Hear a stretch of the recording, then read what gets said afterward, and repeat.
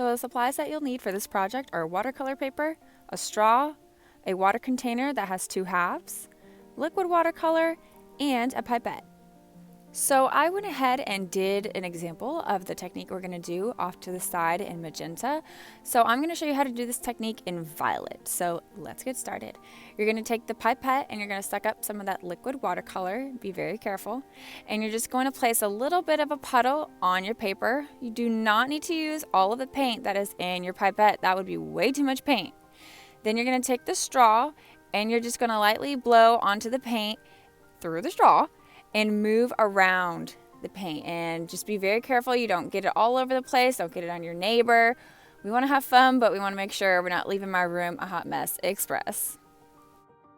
Once you have finished blowing around that paint, you have one of 2 options. You can either continue to use the paint that is in your pipette, or if you want a new color, you need to go ahead and remove that excess paint back into the paint container, and you need to clean it out before you get a new color. So you're going to go ahead, suck up some of that clean water that's in one side of the water container, and then you're going to dispose of the dirty paint water into the other side.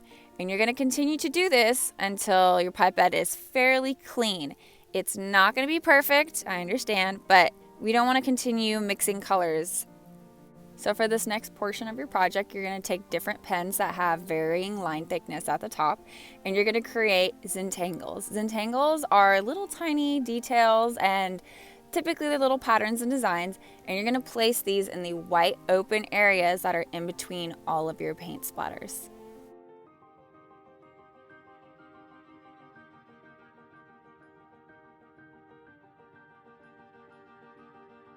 The last bit of your project is going to require a cutting mat, a black piece of paper, an x-acto knife, be very careful, and a white color pencil. So you're going to go ahead and think of a design.